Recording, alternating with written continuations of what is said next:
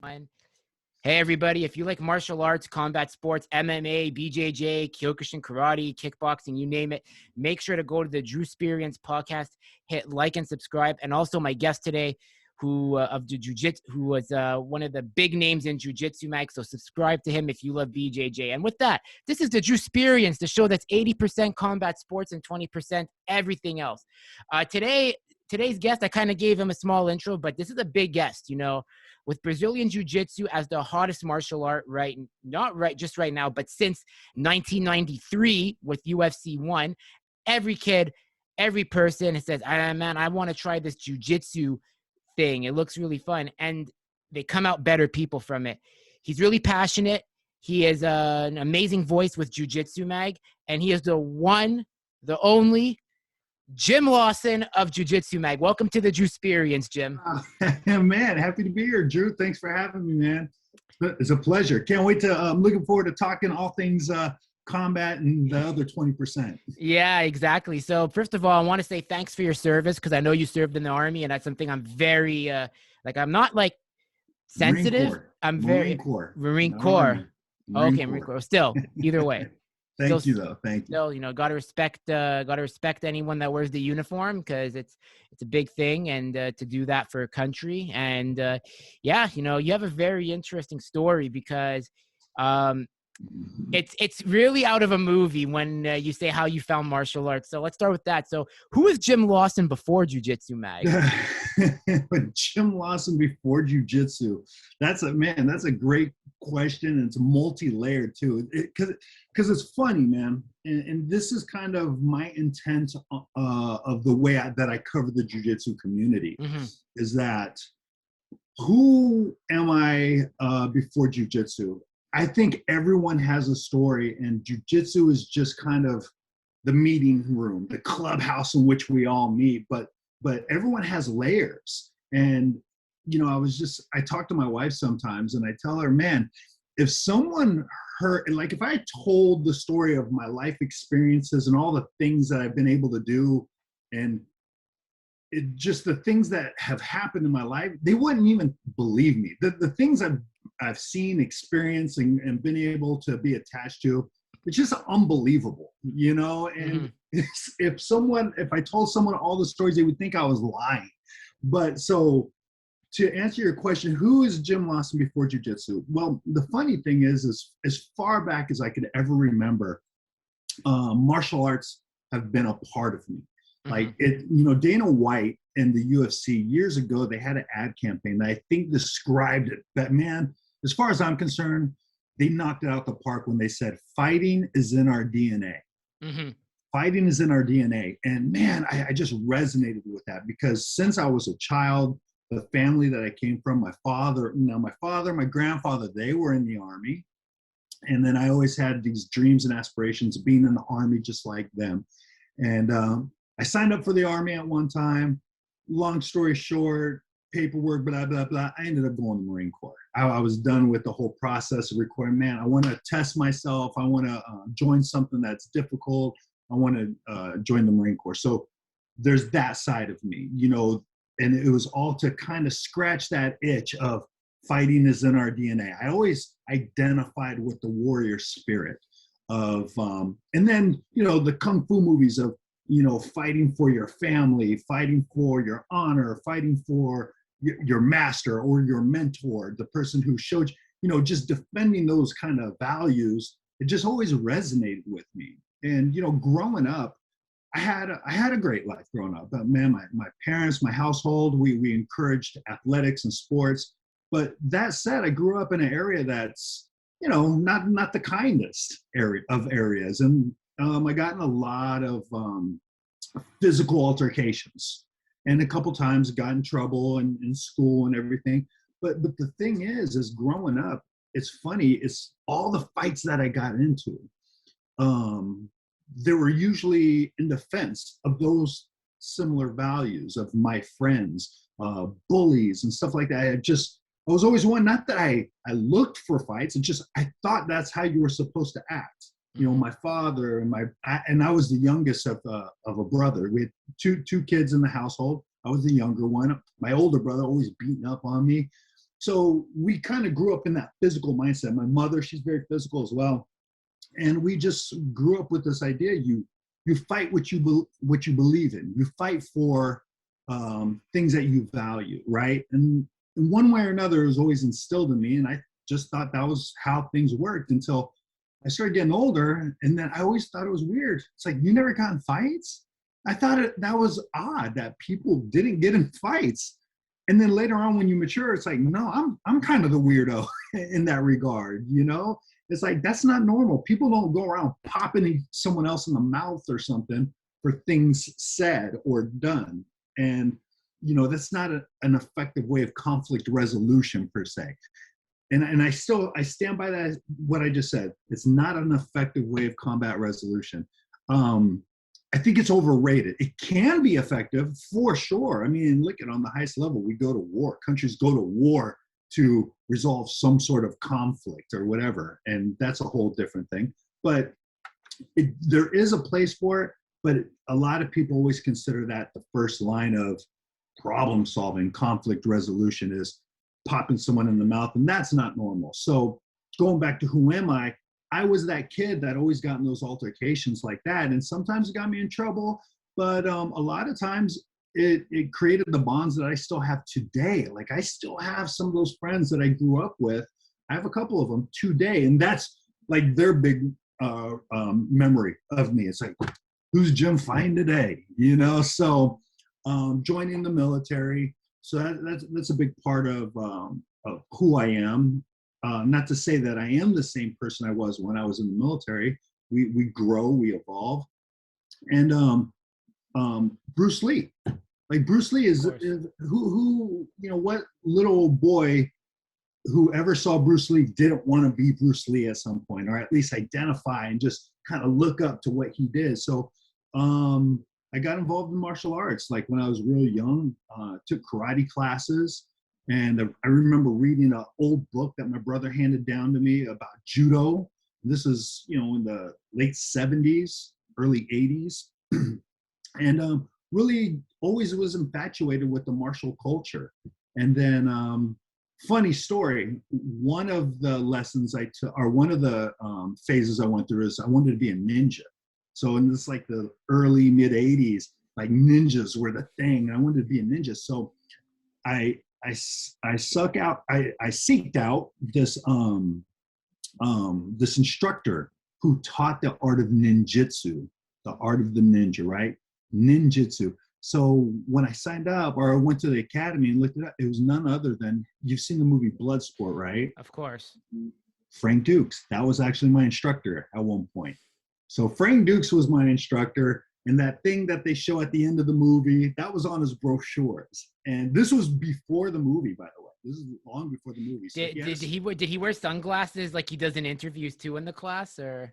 No, no, and he looked nothing like Jean-Claude Van Damme either. So, but yeah, he had this little studio in North Hollywood on. I still remember the cross streets, Sherman Wayne Whitsett, which the neighborhood in which I grew up in.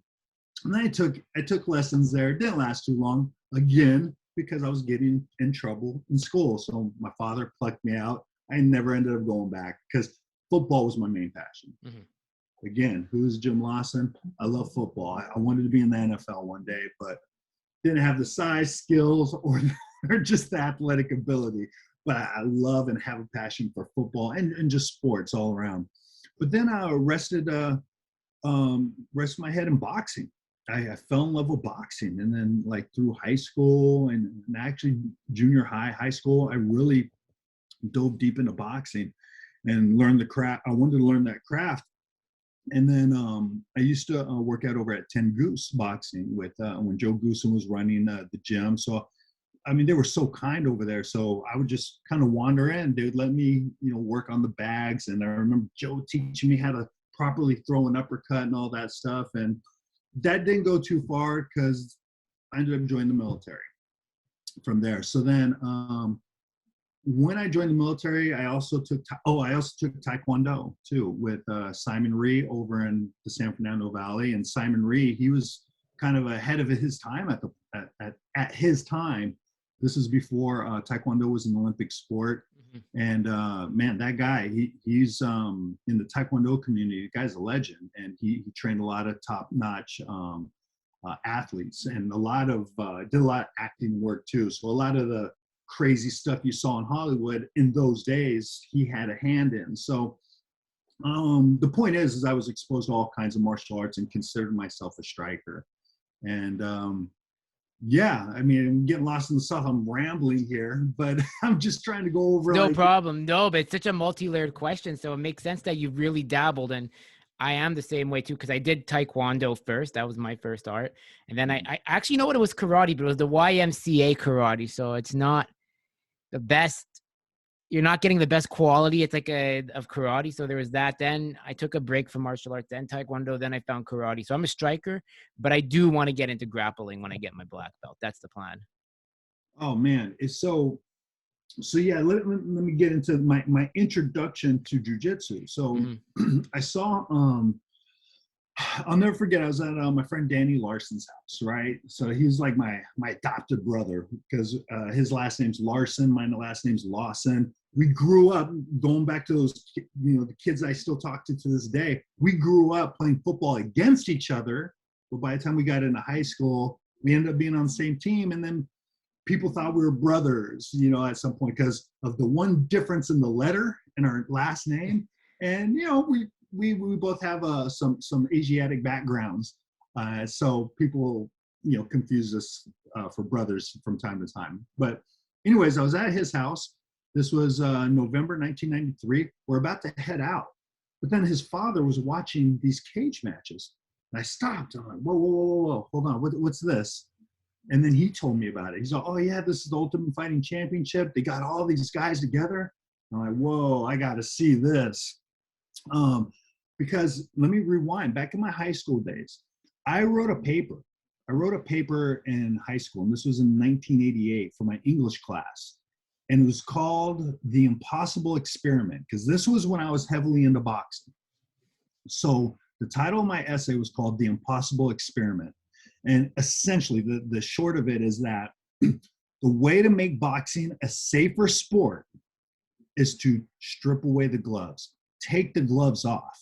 And then I went into this whole rant about why it would be safer and how it is unintuitive to think that stripping away this padding would actually make something safer. So in high school, I was 17 at the time, 16, 17 years old, I wrote about this, and I called it The Impossible Experiment because I thought at that time there was no way that this would ever happen again. There's no way we're going back to bare knuckle days, right? Fast forward 5 years later, and here we are. I'm looking at people with bare knuckles, and I'm like, no way, they did it. Someone's crazy enough to do this. So, and furthermore, the kicks, the punches, whoa, this was mind blowing. So I had to watch it, and then I never forget thinking when the first time I laid eyes on Hoist Gracie as he was walking out to the cage, I'm like, look at this poor little dork. He's in his gi. He's going up against this Ken Shamrock guy. He's going against Gerard Gordeau, just killed the sumo wrestler. Well, but that I didn't see. That was the final match. So this is even before that. So I missed the Art Jimerson match with the one glove. And by the way, Art Jimerson was a legit boxer. Let me tell you that. A lot of people don't know that, but he was a lit. I mean, he was never a champion, but he was a top 10 boxer. So then my whole idea at that time is boxing was it. Boxing was it. And the fact that Art Jimerson, I was like, oh, here we go. This is a legit boxer. So then when he lost, I was like, whoa, what's going on here? And then I saw, Ken Shamrock, Hoist Gracie about to match up. And I'm like, oh, this little poor, who let this little dorky kid do this? Shame on them. And then we saw what happened. Where he tapped. I'm like, what? I didn't. It was so new. I did not understand it. And then he meets Gerard Gordeau. And then, whoa, he did to him too. I'm blown away. Like, I just don't understand. I'm blown away. And I'm still thinking, man, a good boxer would do this. But yeah, maybe if they're faster, maybe if they, the typical stuff you talk about. Well, that was November 93, December 93, I'm at the gym, like just a regular workout gym. And I see a bunch of guys in their pajamas doing that thing I just saw the month before. Turns out, short story, long story short, is that they were students at the Gracie Academy. They were all white belts. One guy on the verge of his blue belt who ended up getting his blue belt. But then they introduced me to it. So there was on a hardwood floor. They rolled out all these little yoga mats all over, and they just kind of held the mats. The guys who weren't sparring just held the mats together. Because at that time, remember, this is 1993, no one knows what they're doing. Very few people knew what this whole thing was. And there was no support system. There were no academies for this kind of stuff. So I just remember, well, I'm pretty nice with self-defense. I'm a pretty good wrestler. If someone gets my back, just tuck my chin. That's it. That's all I have to do, defend against rear naked choke. Anyways, I asked, hey, guys, you mind if I try this with you? And they looked at me. They're like, yeah, sure. So they let me in, and they took my back, choked me out. And I was like, whoa, that's what it felt like. Whoa, I did my chin thing. It didn't work. So I'm like, can we do that again? He's like, yeah, let's go. So we spar again. Bam, bam, got my back, same thing. And man, I was so hooked from that because just the way it felt. And these were white belts, Drew. These were guys that they were not, blue belt for that, man. They weren't purple, but at that time, purple belt was like, I didn't even know the difference between a purple belt and a black belt. They just seemed like gods to me, from what I felt. These guys, man, as white belts were so good to me. And then, anyways, we created our small group, went down the rabbit hole. I haven't looked back since. Jiu-jitsu, man. Once you feel it, and you keep that open mind, you do that proverbial check your ego in at the door, right? You do that, and if you're open to receive the lessons without any, well, what if, those are barriers. Those are barriers when people are trying to figure out why it shouldn't work. You have to pause for a second and just understand that it does work. And then once you feel it first, then ask those questions and then figure it out. Because if you're unwilling to feel what all of that control feels like, you're out of your depth. You aren't asking the right questions until you feel it. Because even if you're asking the same question after feeling it, you have at the very least the weight of that experience to serve as context to your questions, to which they make them heavier questions or questions of more substance when you feel what the whole conceptually, what jiu-jitsu is and the grappling arts for that matter. So it's very, very true what you said, because like a lot of the time black belts from other disciplines don't want to be a white belt again because they feel they have the answer. And we see this in my style of karate. It's unfortunate that I have to say it, but there's many good masters, but there's quite a few masters that just put a 5th rank on their belt or like a 4th rank, and then they're like, hey, I'm done. My style of karate is the best because that's good, but there's also the ground game that people neglect. And that's why I'm curious about grappling, because if I'm in a street fight, 90%, I think the saying is 90% of the fight, actually like 99% of the fights are most likely going to the ground, and whoever has ground control basically dominates the fight. Mm-hmm. Yeah, for sure. And I think it's 90. I think the saying is 90%, but regardless, it's like who's really taking that stat? I figure it's a very gratuitous stat, but all right, yeah, we'll go for it. Sure, why not? Not everybody is Jorge Masvidal for 5-second knockouns. Okay, yeah. So that's the thing. Yeah, everyone likes to think they are. Yes, exactly. But yeah, and for me, I love all the arts to this day. To this day, and to me, it's all data. It's all technology, and before we start, we're talking about MacBooks and all that stuff. And I told you my background is IT as well, and that's all rooted into I love technology. And then when new gadgets come out, oh cool, I want to try. And I'll try this out. I'll buy it. I'll play with it. And sometimes half of them wind up in the donation pile or donation bin, but some of them stick. But when it comes to like grappling or any of the other arts, to me, It's technology. It's like, why would you refuse to learn about something that could help you? Now, granted, you do have to filter all of this because you only have a certain amount of time in your day, in your life. Time is your most valuable asset, right? Your resource. And you can't just give away your time going down the rabbit hole of something that's very ineffective, right? So that being said, I would even say, even when going into the realm of grappling or going into the realm of the striking arts, you have to be very cognizant, very careful of how you spend that currency of time. Because let's face it, even in the grappling realm, there are some less than adequate instructors out there that, what are you doing? What are you teaching this? You know, and then, you know, my friend Rob, who runs the McDojo Life, he does a phenomenal job of highlighting a lot of these fake martial artists and stuff like that. And I think he's, honestly, man, I get some people think he's mean or he's, you know, out of line, but no, he's doing such a service because, what are we talking about here? We're talking about people who proclaim to make you more efficient to survive a potentially deadly encounter. And in the military, we had a saying that bad information is worse than no information at all. Bad information is worse than no information. So these guys and all of these figures who claim to teach a certain whatever, you have to be very careful because, again, there are some good ones and some bad ones.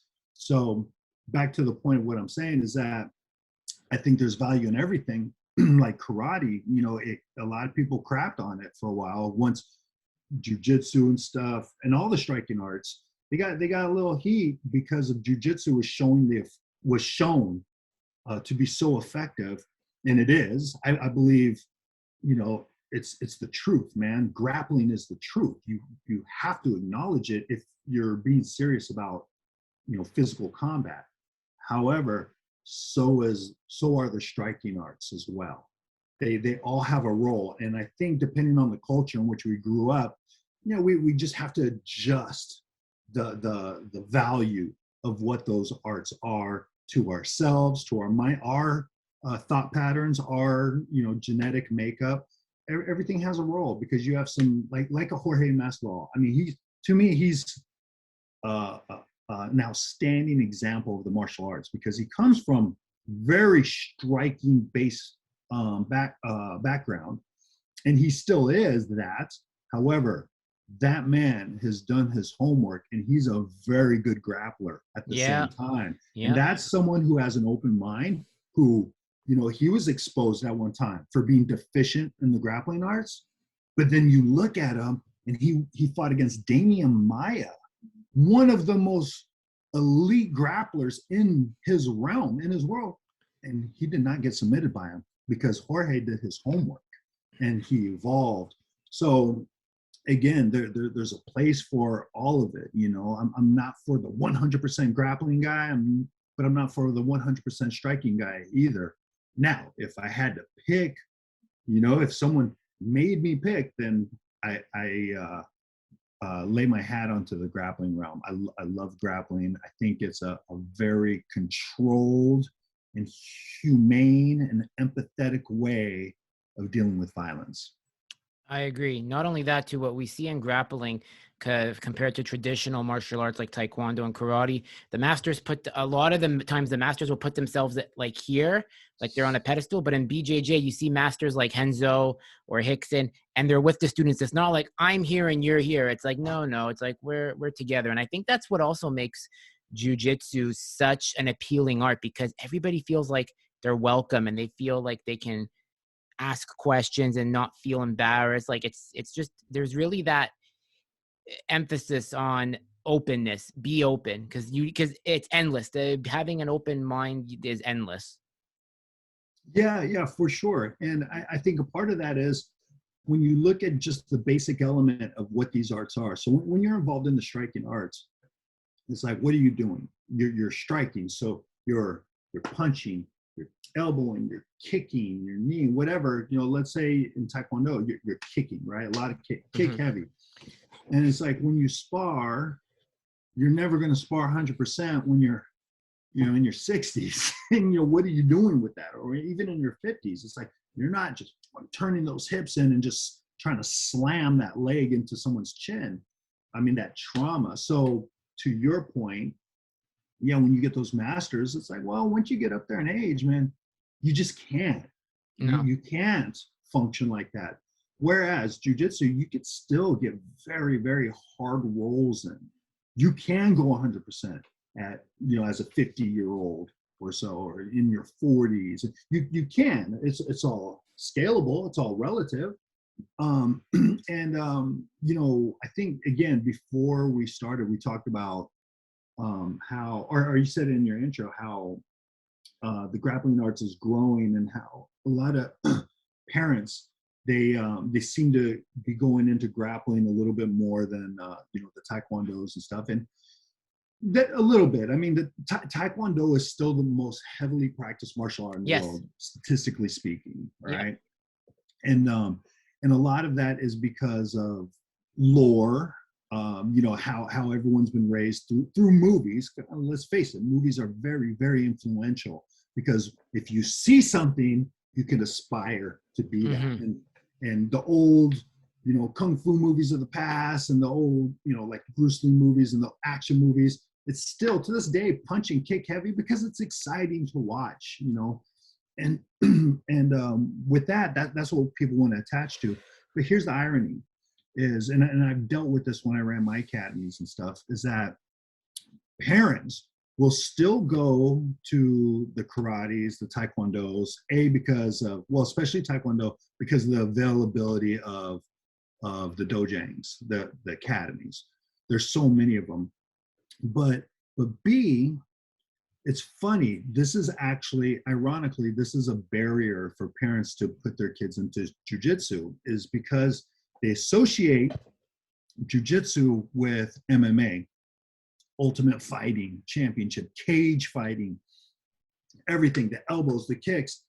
And because of, in large part, it was, the UFC was founded by, or co-founded by, Brazilian Jiu-Jitsu family. So, and that was the art that was being taught. I mean, that's how I came in contact with Brazilian Jiu-Jitsu, right? So people associate cage fighting with Brazilian Jiu-Jitsu, whereas that puts fear into a parent. I'm not getting my child into cage fighting. You crazy? That's the mentality. So what they do, they go to the more traditional, like Taekwondo, where they have structures that are very kid-friendly, and they look, there's a whole organization, there's a whole, I guess, commerce built around Taekwondo, belt testings and figurines, and the trophies. Crazy. Yeah, exactly. But the irony of it is, again, we're going back to the element, is like, if you're afraid of cage fight, that's understandable. I understand that fear. But then you're going to go and put your kid in karate, taekwondo, to get your kid bully proofed and all that stuff. But what are you teaching them? They're going to teach your kid to kick another child or another human being in the face, in the knees, in the stomach. Okay, you're going to kick them nicely? I mean, kick that trauma. Whereas the core component of jiu-jitsu is to grab, control the body without inflicting that damage. And here's the thing, when you're effective, when you're really efficient in the grappling art, you get to decide the amount of damage to inflict, if done Very properly. true. Whereas in Taekwondo, or I'm sorry, not to single out Taekwondo. Like I said, I really love the Taekwondo community as well. I've done a lot of work in that community to merge the arts. But in strike-based arts, even if, I'm not going to punch this guy hard, you pop him, but you hit him just right, you can break that nose. You don't really have control of that. You can knock out a tooth. Even if you strike him with the perfect punch, you could catch a tooth. And you get cut. Next thing you know, you don't know who you punched. Does this guy have tetanus, or does he have rabies? Does he have any other? I just perfect punch. I didn't punch him hard, but I caught a tooth, and now my knuckle is bleeding. Hell, I may have even chipped a bone in my knuckle. Mm-hmm. You know, you can't really control those variables. Whereas in jiu-jitsu, you control the position. You control a position. And then you just dial up the volume as needed. And, you know, a while ago, years ago, I did a podcast with Hollick Gracie, and this is pretty much the philosophy of their family, but this is how he explained it to me. And it sounds quite comical. He says, Jim, if someone ever was lucky enough to get in a fight with me, and once he said that, lucky enough to get in a fight with me, and he's talking about like a street fight, and I started laughing just at that statement. It's like, wow, how gratuitous is that, you know, or how cocky. If someone was lucky enough to get in a street fight with me, he's all, they can know that I will never hurt them more than what the situation calls for. There is so much truth and there's reason in that. That makes sense. It's like, he will never hurt someone or use any amount of force necessary to resolve the issue. So in other words, if you're being excessive, he's going to meet you with that same excessive force, but it's going to be gradually dialed up. And, you know, when they teach their bully-proof classes, they call it the negotiation phase. And I've adopted that term. I love it. So, you know, they teach kids, when you have the bully, the person who's been picking on you on the ground, you just control them. You control them until an adult comes, an administrator, a teacher, whatever the case, you control them. And if they're still flopping around, you have them, let's say, in an Americana hold, which is like a shoulder lock, right? And then you put a little bit of pressure on that hold. And then you negotiate. Are you still going to mess with me? Yeah, man, so I can't stand you. Once you get off me, you just turn it up. You turn it up until they feel that pressure. I'm going to ask you again, are you still going to mess with me? Okay, man, let me go. Well, no, I need you to tell me. Are you still? No, I'm going to leave you alone. So that's the negotiation phase. And you just keep dialing up the pressure until you get what you want. So now you kind of fast forward into adult life and a more violent scenario. Someone, let's say, a breaking and enter situation, and you're able to tackle that person, but they're high, they're under the influence of something. They don't feel that pain, right?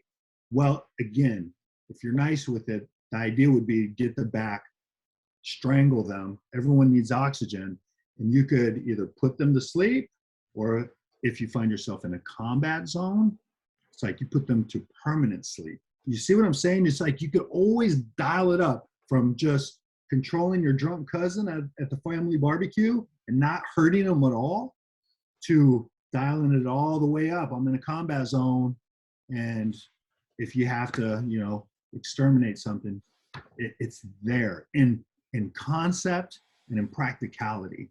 There's a path to it, and it's very real. So that, to me, that's so effective. When you have the ability to have that much control in an altercation, that's effective. That's efficiency, man. It's very true. Now, I have one question here. So, because a lot of the times we say Hoyler picked Royce Gracie for a reason, because they said Rickson cannot be controlled. And I always want to ask someone who really understands the Gracie lineage, why was that? Why was it that Rickson could not be controlled? Was it because he didn't want to do what Hoyler said? Or was it because if he goes in that cage, it's like a shark with sensing blood with Rickson? What's the story to choose Royce over Rickson? Yeah, okay, so I think you mean Hoyler's older brother, Horian.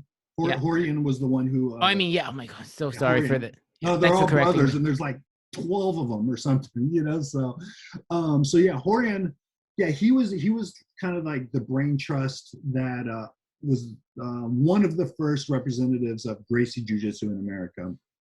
I think, yeah. So I think Carlson was also here, but I think ultimately it was Horian that was the first. So when he was putting this together, I mean, essentially, you would have to ask them. They were the only ones, but I believe that the accepted story goes that Rickson looked like a specimen. He looked like the perfect fighter. He was very muscular. He was stocky, and he was by all intents, the family champion. And to this day, considered one of the greatest who's ever done it, right? So as the story goes, as Rorion wanted to represent jujitsu with someone who didn't look imposing, someone who did look frail, and who he wanted to showcase to the masses, to the unexposed. Look at the skinny little frail guy beating up all these people. And sure enough, that is what we got. I mean, look at it. I told you my reaction to seeing this guy. Who's the dork that let their kid out in this karate gi to fight these killers, right? So in essence, that did work.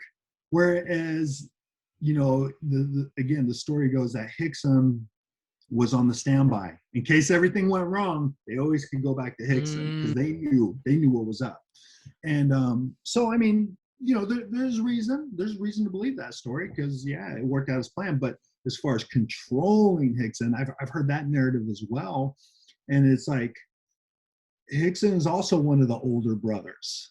And he was the champion of the family. He was the champion that they all agreed, like, Rickson's the man. And Rickson's going to do what Rickson wants.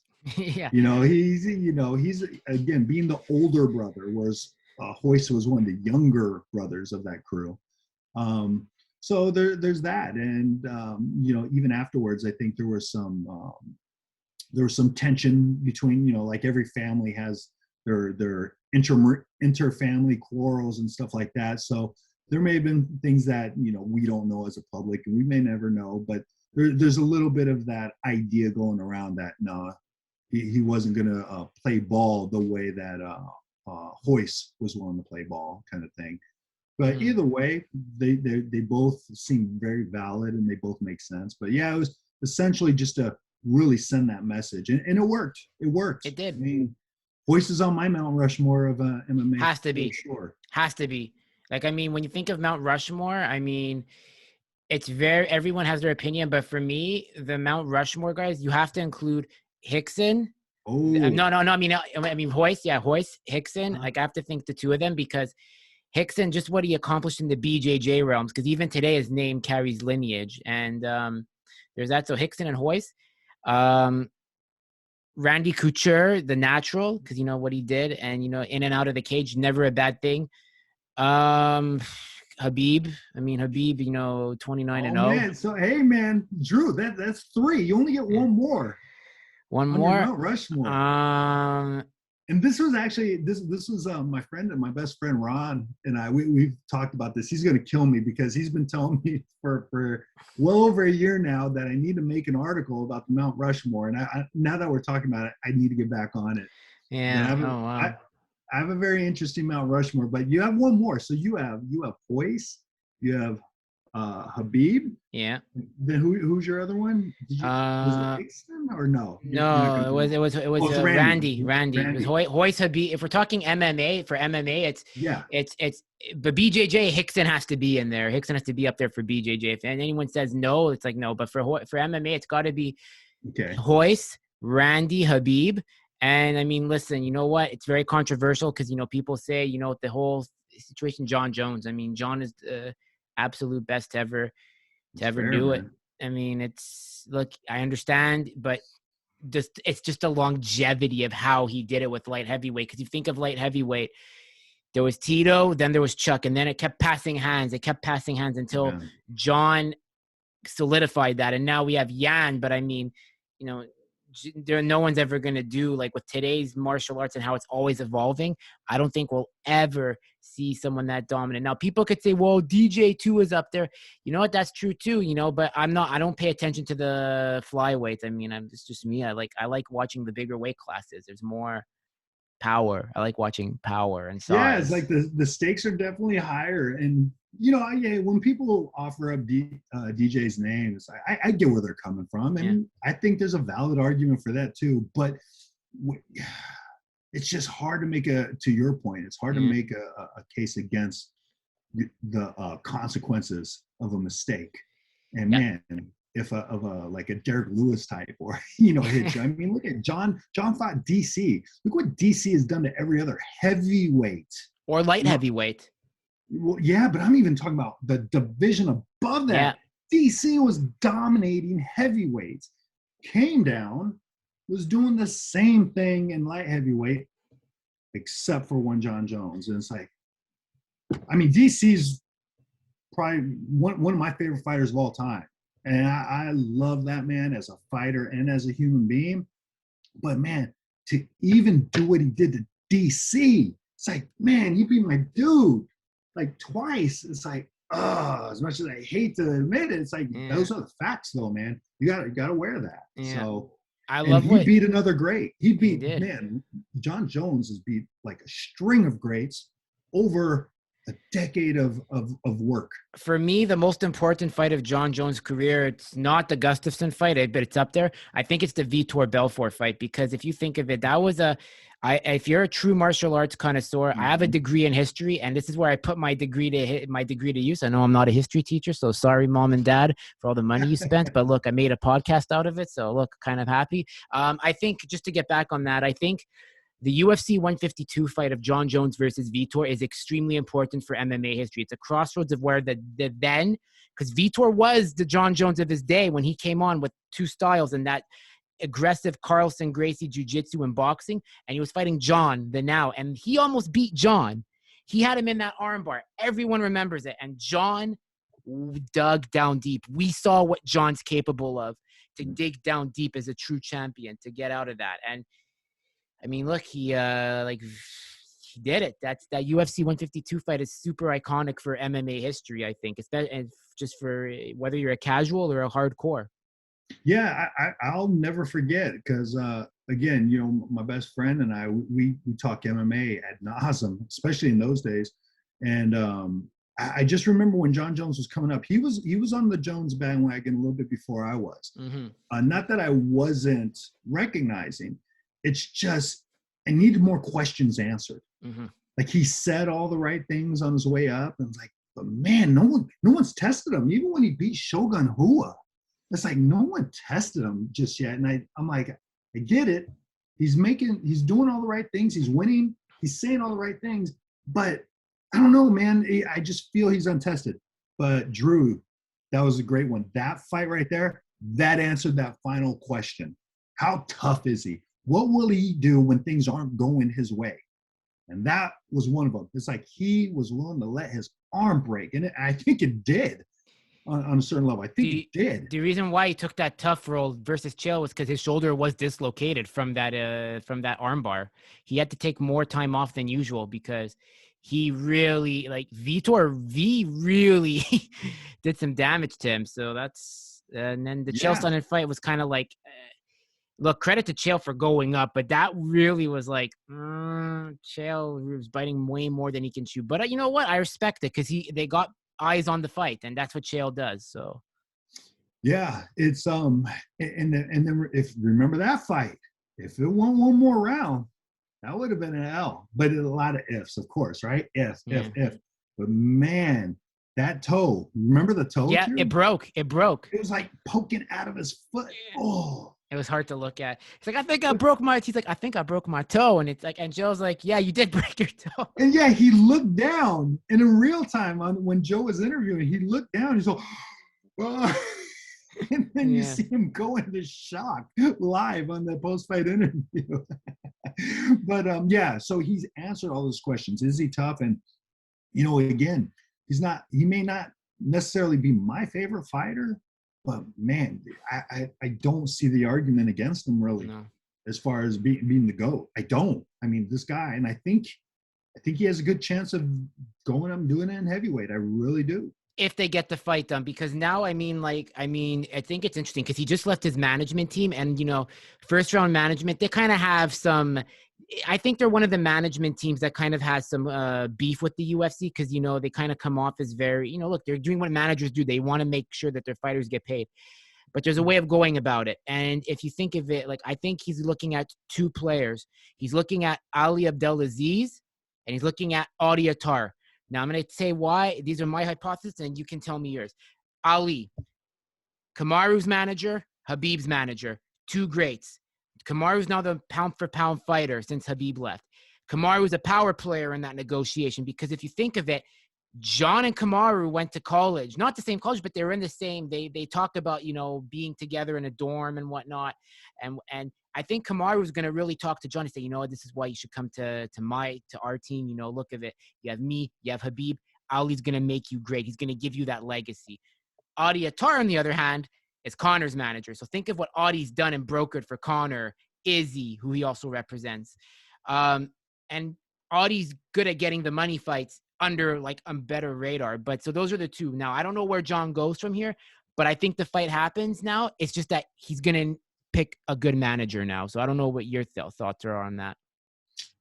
Yeah, I mean, it's very, very reasonable arguments. Man, it's very interesting because when you are John Jones, really the world is your oyster, and he could even break convention. Check this out, Drew, is even maybe hit up a management company outside of the conventional fight world, because you have to kind of zoom out a little bit and look at how businesses run, because both Ali and Adi are solid picks. And the reason why they're so solid is you could leverage the other fighters in a stable.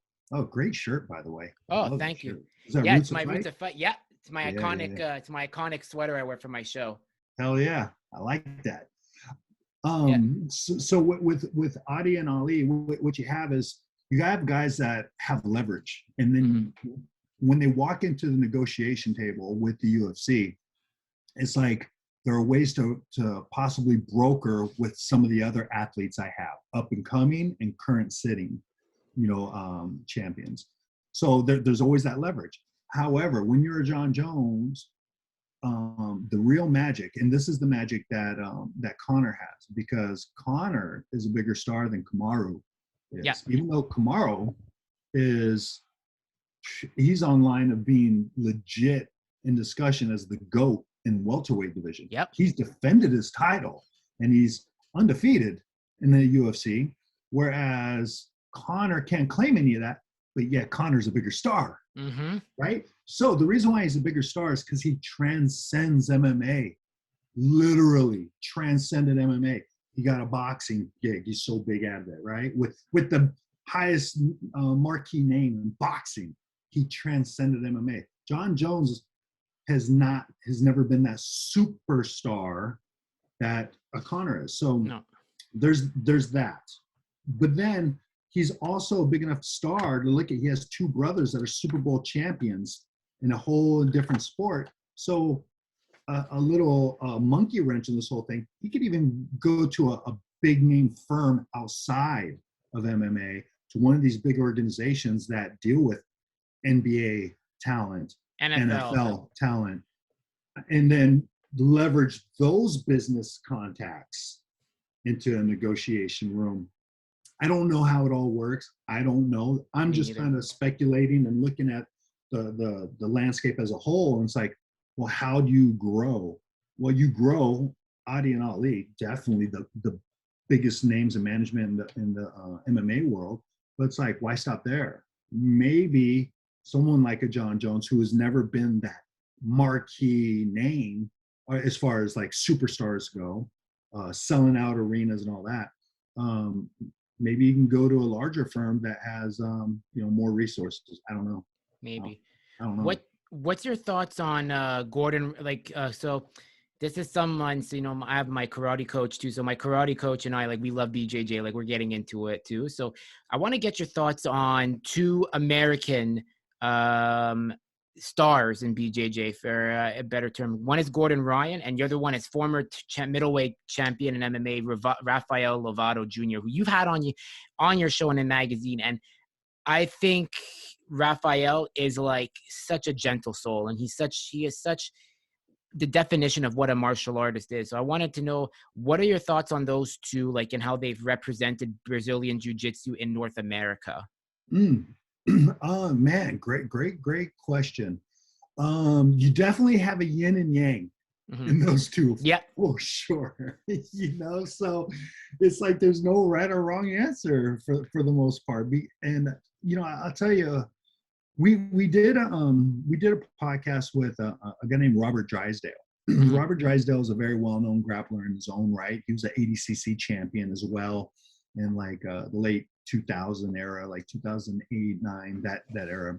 Mm-hmm. And he's coached a lot of top tier MMA guys as well. The guy's no joke, but he made a really good point, and I kind of I identify with how he explained it. Is it just really it's one of those beauties in the eye of the beholder things, because it's like, where do you put your value?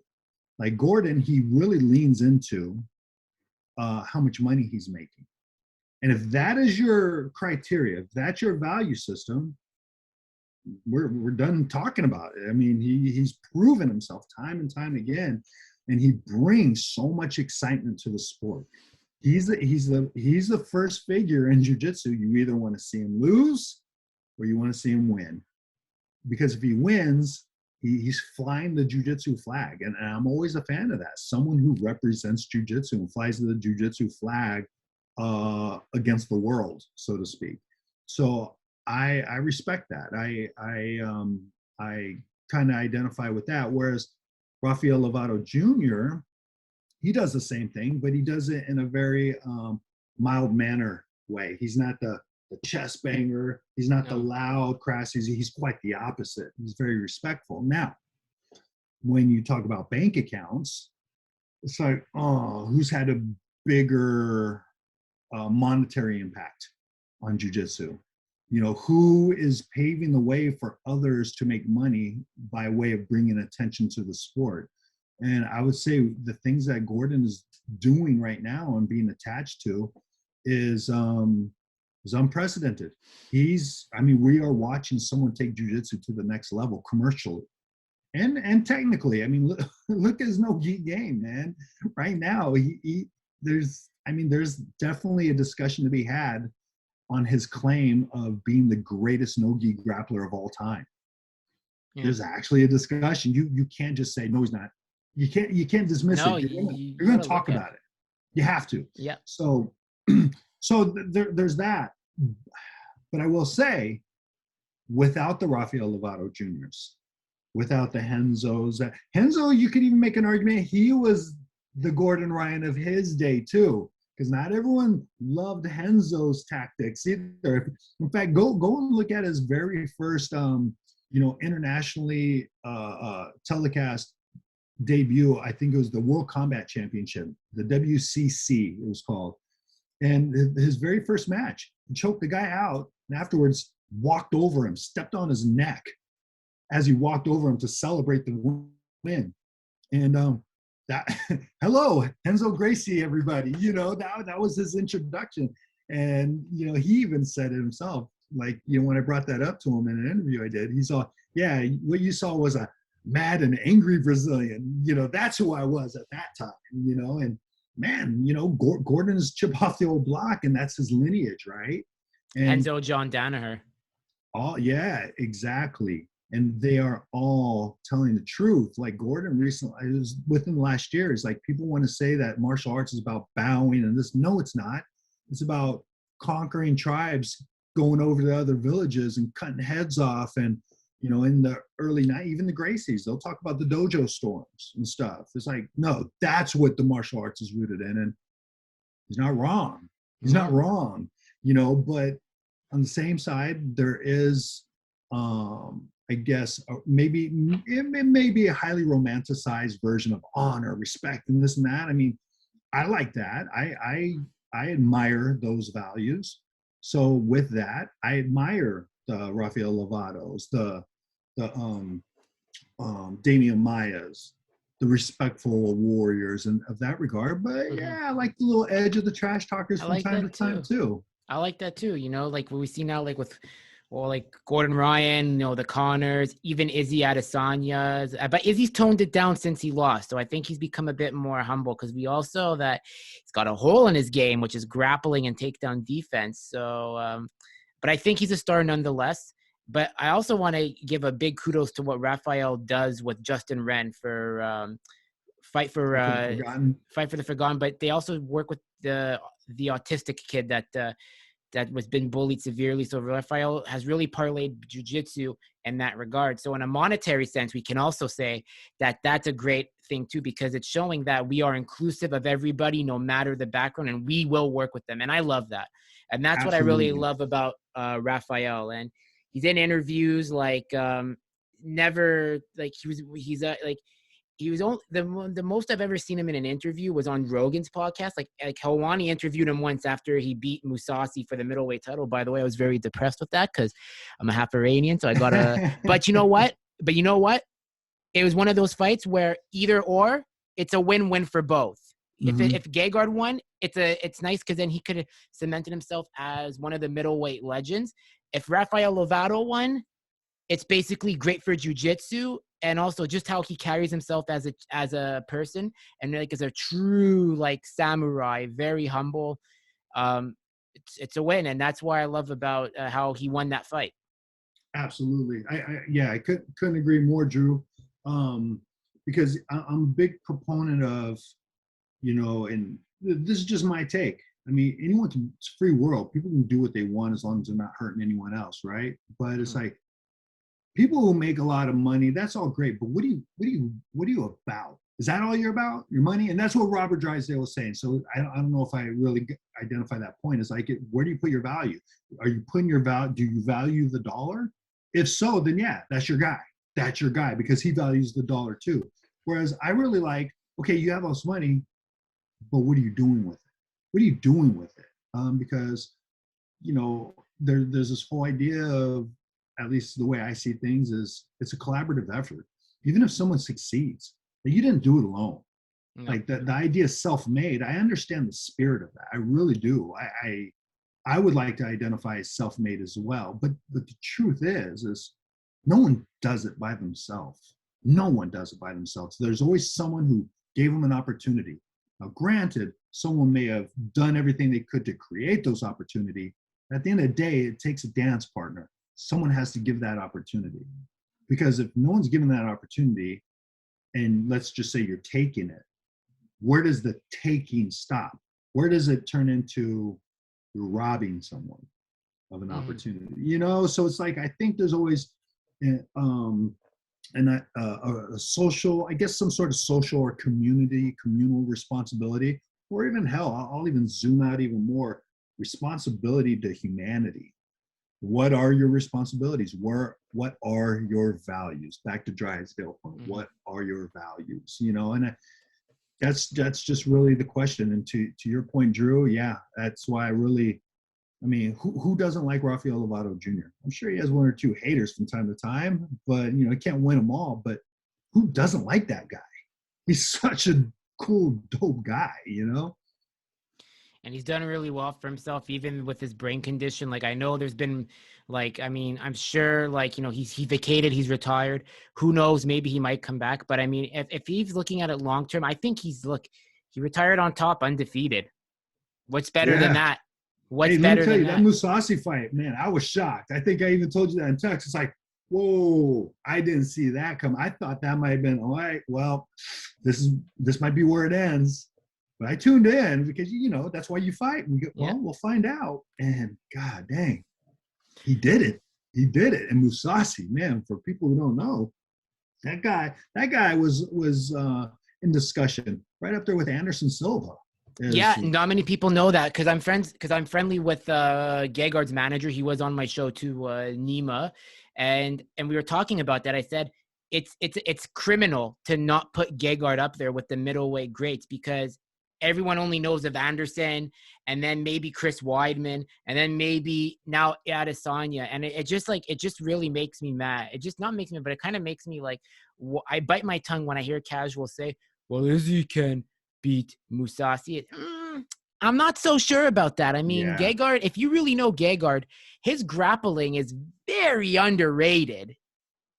Yeah, for sure. Gegard is the complete package, man. And I think a lot of people why you might get that pushback is because he didn't have a career in the UFC. He didn't have a career in the UFC. And no, he did. He was in the UFC. Oh wait, yeah, just for just a few fights though. Like Uh, like he did his career was really, his name was built in overseas, like in yeah, Pride. I, Risen. yeah, right, Ryzen, exactly. Although, but wait, yeah, if you can't pull that up, I wonder how many fights he did have in the UFC. He had a well. He was in Strike Force too, if you remember. Let me pull it up Yeah, right now. Strike Force. Oh yeah, that was another one. Strike Force was legit. Yeah, Strike Force. Yeah. But yeah, so a lot of people, they get lost in the sauce because they don't understand that he had such a long career before he even got into the UFC, and the guys that he beat and the way he beat them. To your point, man, he beat them in all kinds of.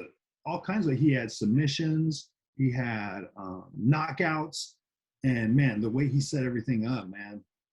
So yeah, what was his career in the UFC? He didn't have too many. Oh wow, So he no, he actually fought. did. He fought in 2013 until 2017. So, but his basically his career in the UFC was Hey, had 12 fights. yeah. Holy hell. He was basically like nine. He was basically like 8-4 in the UFC. No, he's basically not. Wait, hold on a second. Wait, 12 fights. So So three fights. 3 losses and like Yeah, 9 wins. 3 losses. Wow. I'll be damned. Yeah. I'll be damned. Damn, he had that many fights in the UFC. I didn't realize he was there for that long. He was just Huh. very quiet because he just doesn't care. He's not about the trash talk, but he's happier in Bellator, and I'm happy to see him there. And I think that's why like just to coin what his manager said, don't be pro promotion, be pro fighter, because that's when you really start to understand the fight game. Yeah, okay. Never heard that one, but okay. Yeah. but I mean, yeah, that dude's legit, as legit as they come. And yeah, to the original point is it hopefully his name doesn't get lost in there. And I think it'll be up to another 15 years from now or something, you'll be that one. You'll be the voice, Drew, saying, no, there was this guy, Gegard Mousasi. A lot of people don't know about him because he never won the UFC title. But let me tell you about this guy. Yeah, that's my goal. Like, and I say it proudly. I wear it very proudly. That's why, it's probably why his manager and me are friends, because I'm very pro Mousasi, and that's why I try to really create more. Because eventually, I always like to say, enjoy these fighters while they're competing, because when they're gone, you'll miss them. So that's why appreciate what, and it just goes to that cliche saying, appreciate what you have before it's gone. Because when it's gone, it's over. That's why when people say, I don't watch Kamaru Usman because he's born. Okay, you know what? He might not be your style, but appreciate the greatness. Listen, I'll be honest. I'm not a Khabib fan by any means. I think Khabib is a great fighter, but I respect what he did.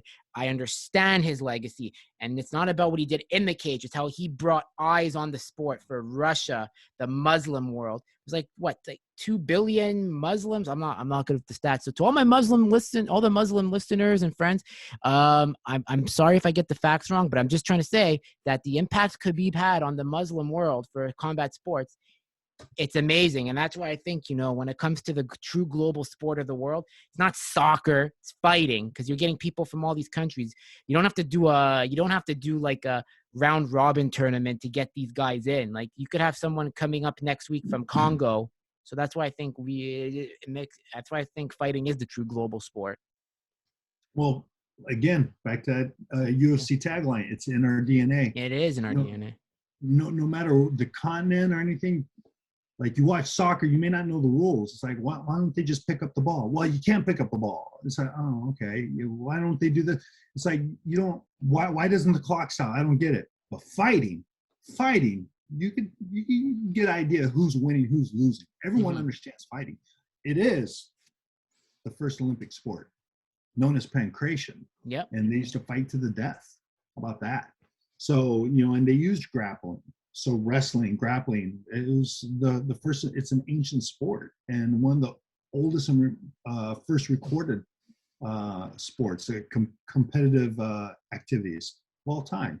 So it's in our DNA, man.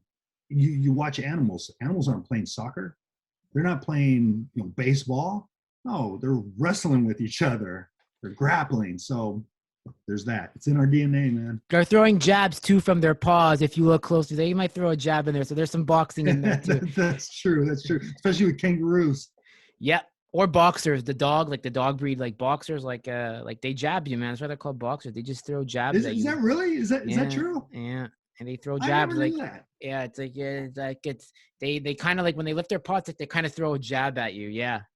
You're not giving me pseudoscience. Are you serious, Drew? Is that the I story I about boxing? watched that on an Animal Planet documentary about dog breeds, because they talk about dog breeds and they say it's called the boxer because it kind of jabs at you. Wow, I did not. I always wondered that. Oh, thanks, man. See, I'm Yeah. smarter. I'm smarter for being on your podcast, man. No, What an no, no. experience this is, Drew. You should This come is, up with a fancy name where you combine those words or something. yeah, well, that's why like I called mine the Drew Experience. Like it's that's why I love doing the show. It's not, sometimes it's not even about combat sports. Like I've had, because not many people notice, like, you were into football. Well, for me it was ice hockey. Like I'm a big hockey fan. So like if you see here, like where the fuck is, okay, so I have here like now I'm going through my hockey cards, because now apparently everybody likes sports memorabilia. It's like I have like a bunch of cards here, like, I'm showing them to my cousin. Like I'm a big, so I used to have. Man, I wish day before yesterday, I just did it. I wish I had my ice skates right here, my hockey skates. I just put them in the garage the other day because I got them from my old house. So, Wow. and then, yeah, it was my ex-wife. She's like, hey, you still want your hockey skate? I'm like, oh, yeah, let me take those. And it's like, yeah, man, I love hockey too. I was never good at it. No, me neither. That's why I played deck hockey, which is on the floor, but then I had to quit because like it's just, we weren't playing on like that special tile. It was like on cement, so that kills your knees like within. Oh, Yeah, that's why I had to. That's why I retired. Like I'd play again, but if I do, there has to be that surface, and it's like it has to be with guys that know how to play, because it's like I don't want to have to teach people like how to hold a take a hockey stick stick. to the face. Take a high Yeah. stick to the face. Yeah, Yeah. and then they don't know how to do a stay. They only think of doing slap shots, like what they see on TV, and it's like, no, there's other ways of shooting the ball or the puck. So that's why, yeah. And then everyone thinks they're in the NHL, and it's like they get hot headed, and that's why like I had to stop too, because they were like, I wasn't the skilled player. I was good, like I was a good defenseman, like defensively. So I need to make that very clear. I never scored more than like 6 points in a 12-game season. But I was also kind of the protector of my star players. Like if the refs weren't calling it, like I would tell the ref, like, you know what, it's like I'm gonna start policing the game, and it's so I wasn't afraid to stick up for my stars if Yeah, needed. hell yeah. In fact, in my rec league, so I played rec league hockey, Yeah. right? And yeah, I identify as the same person. I prided myself on the final stat that I had, because they keep stats for our Yeah. league and everything, is that I had the most penalty minutes on my team. I had the least amount of goals. However, I had the most points, or I was either one or two on my team for the most points. So I was dishing. And Yeah, setting up a lot of goals. assists. Me too. I love setting up. I rather say, wow, I set that up than I scored. I like scoring, but I like Thing. setting up. I like If you get an setting it up. assist, that means someone scored off of you. Yeah. That means you set up a score. So, yeah, like I love that. And the way I was also a general manager, not a real general. Like, I don't want to sound like Dale from Step Brothers. What do you do? I manage a baseball team. Oh, Little League, no, fantasy, but no, like I did like coach. Oh, so check this out. Again, I'm referencing my best friend Ron all the time on here. But one time we were at this meeting because we were part of a foundation. Mm-hmm. So we're at a meeting, and this woman was talking to us, and bless her heart. She did exactly what you're talking about. We're talking, and she's like, yeah, my husband, he plays for the Chicago Bulls, and we can probably do this. And she was just throwing around Chicago Bulls. And then she said, my husband plays for the Chicago Bulls. And I'm like, really? Because, I follow basketball. I'm a sports fan. And then it was the year that this guy, Tyson Chandler, I think just recently got recruited, or was it like maybe in his first or second year of his contract. Yeah, drafted, sorry. And then she's like, yeah, my husband plays for Chicago Bulls. I was like, really? I'm like, Tyson Chandler? Oh, no. The wheelchair league. I was like, but the way she talked and presented this whole thing, she knew what she was doing. And I was like, oh, come on. You can't do that. You can't do that. But anyways, it was funny how I'm glad you did that out of respect for the general managers out there that are running like kudos to you, Jerry West. We're not trying to put ourselves in the No, same but class. I always made championship teams, and like I coached too, and like for me, like I always tried to build my teams like the Red Wings of the '90s, like just dominance, pure puck dominance. Like that's how I built my teams. Like if you were playing my team, you're getting a mix of everything. You're getting high scoring, but when you come in our zone, it's like we're putting the pressure on. So like I always had I had my blueprints to build it like the Red Wings, just and like like ball possession. Like it's like we made the other teams chase for the ball most of the time because we had it on our sticks. Except for Right me, on. I used to just pass it. I'd be like, I'm just gonna pass. I used to say I'm just passing it to you. Do the rest. That was my philosophy, and that's what I did. But like I enjoyed it. But then fighting took over. Watched John Jones fight DC1 the first time. That was my like I used to know what UFC was, but I wasn't into it. I'd be like, yeah, I'm gonna watch it, but I never paid for the pay. I never wanted to watch the pay-per-view. So that's what happened. Gotcha. I saw John versus DC1, then Musasi fight Hendo, then Wonder Boy versus Jake Ellenberger with that spinning back kick. So my three fighters that introduced me to MMA were really John, Musasi, and Wonder Boy. Connor came on after, but those were the three. Oh, right on, right on. So yeah, so I guess kind of what you're talking about with you GMing a team and how we're both kind of identifying with we like to be the setup guy, right? Yeah. There's pride and there's value in that. And there's an excitement. There's to me going back to when we were talking about Gordon Ryan and the Rafael Lovato Jr. dichotomy, right? Mm-hmm. Rafael is definitely associated with the generation that precedes Gordon. Mm-hmm. And, going back to, Henzo, it's like Gordon wouldn't have the opportunities that he has if it wasn't for those guys, for those personalities. And right now, as far as I'm concerned, I get it. I get people can't stand Gordon, but if you look at it objectively, he is on a mission. He was recently on Rogan's podcast on what his intent is for the sport of jiu-jitsu is, and his team.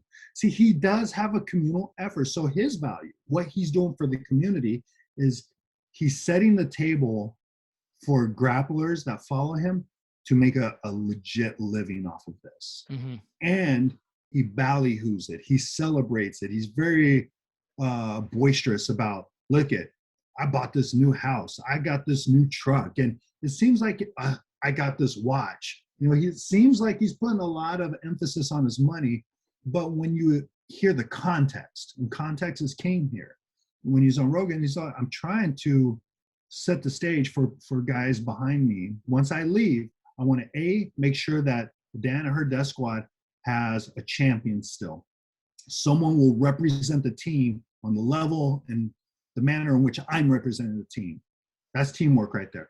That's a selfless act in that regard of not pursuing MMA, right?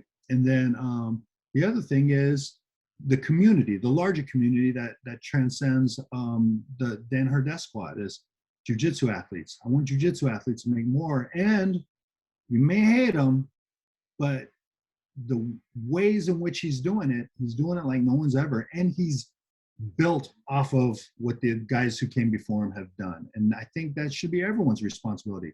These guys that came before us in whatever realm, they bust their ass to break these barriers down. Who would the generation following be if they did not take those opportunities and build off of it? And I think a big thing for me is always give homage to those guys who laid that groundwork.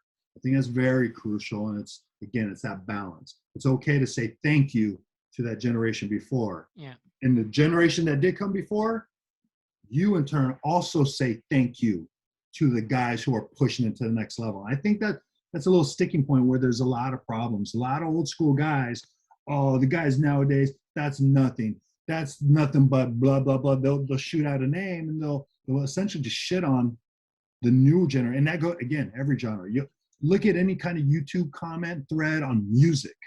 Oh, like go to a like a 90s hit song of any genre. And then you'll always see in the comments, oh, they don't make music like that anymore. It's like, well, yeah, thank God, because they've grown, they've evolved. And some people get stuck in a time period and think that time period is it. And that's not fair. Just because in that time period is the time period when they got to discover, they got to have those feelings of, wow, this is great. And then they just got stuck in that. And then by shitting on the generation afterwards, you're denying them.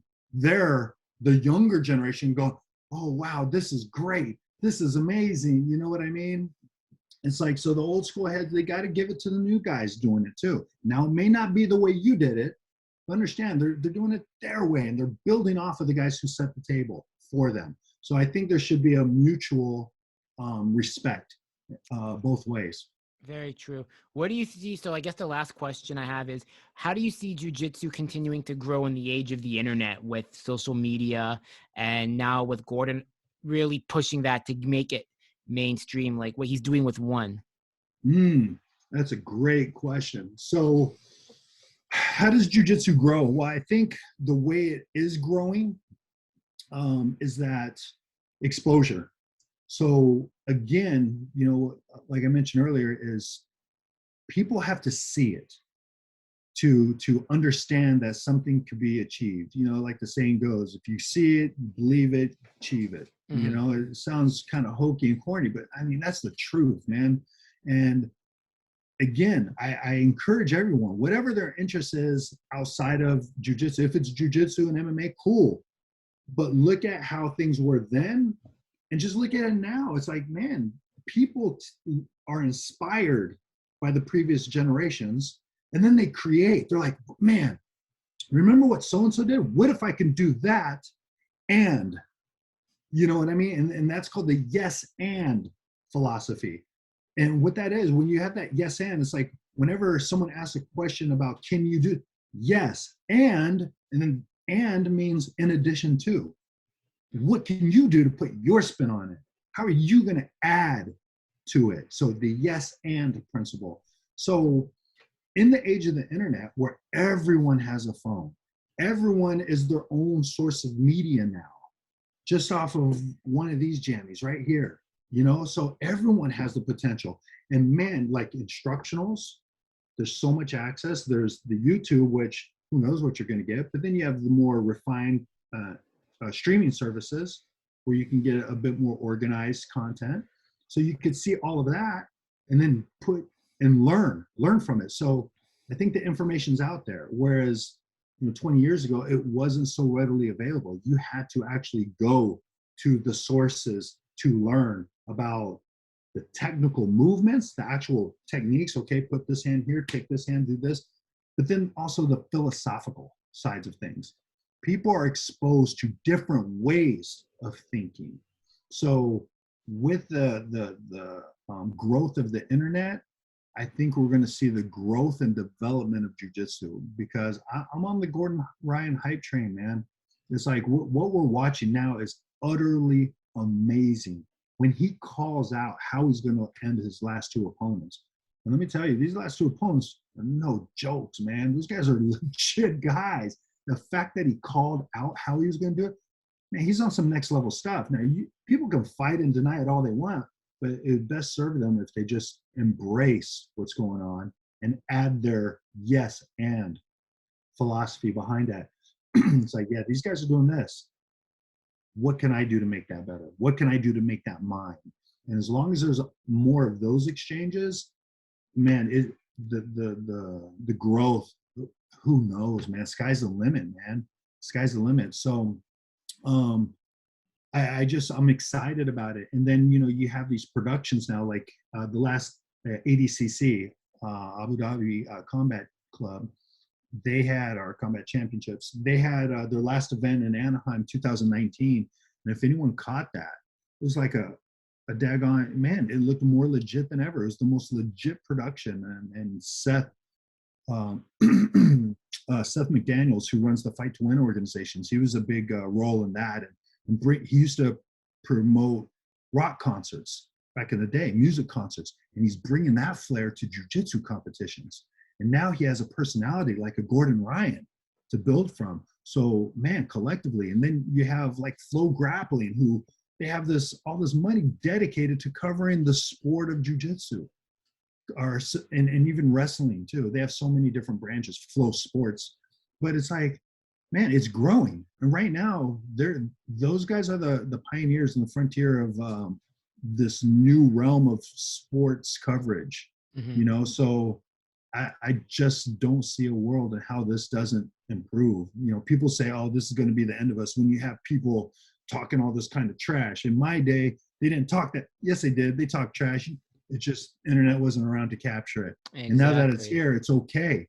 People talk trash. Let's deal with that truth. Let's deal with that reality. And as long as we're dealing with truth and reality, that people do talk trash, the truth that people do tell lies, the truth of all these things, again, this transcends combat sports. This is life. Once we accept and acknowledge, okay, this happens, we can make better informed decisions off of this new data that we're bringing in. So sky's the limit, man. And Drew, I'm very excited about where the combat realm is going. And then, podcasts such as yourself, to where people can spend an hour or two out of their day to listen to two guys who are passionate about this stuff talk about it. And then maybe, somewhere along this conversation, someone picks up a little morsel and then takes that into their office space.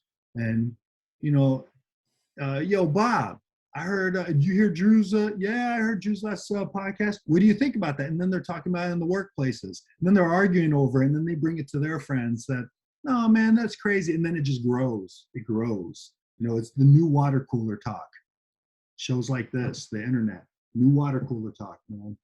Very, very true. Where can people connect with you if they want to, if they ever want to, like, just in general, like, what are the platforms? So that way people can always connect if they're curious or just want to support you. Because guys, got to support Jim, man. The guy's doing amazing work with Jiujitsu Mag. Oh, thanks, man. I appreciate that, Drew. Man, Jiujitsumag.com. So that's JIUJITSU Mag, as a magazine, MAG.com. Yeah, we're constantly posting up some new content. We have our podcast over there. We on YouTube. We have the Coach Ben podcast, which he's a jiu-jitsu black belt. He's a strength and conditioning coach, among other things. But that guy's just an encyclopedia of knowledge himself. So yeah, that's on our YouTube page, and on Instagram at Jiujitsu Mag. So and then every now and then I man the DMs, so people can catch me there on the DMs of the Jiujitsu Mag Instagram. So those are the big things. And same thing on Twitter. Oh, we're Jitsu Mag on Twitter. Someone else took the Jiujitsu Mag, jerks. But anyways, yeah, so on Twitter, Instagram, and then Facebook and the website.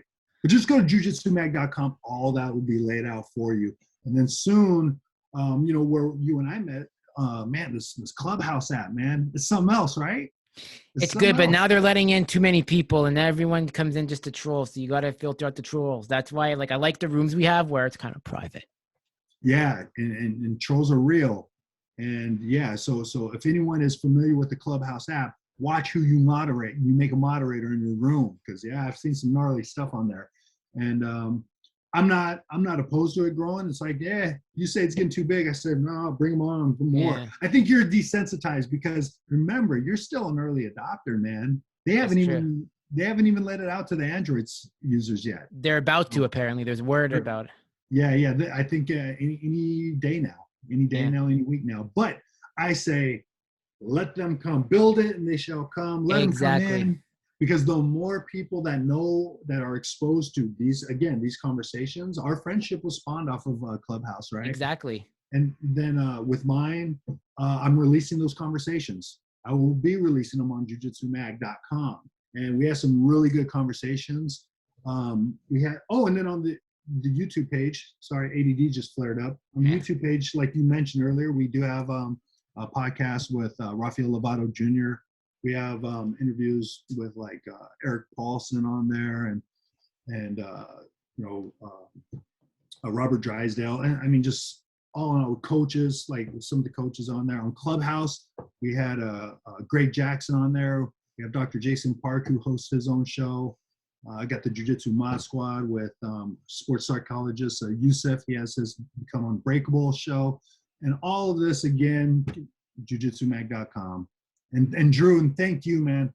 Thank you for having me on your podcast. I appreciate it, man. It's my We pleasure, got to do man. this again.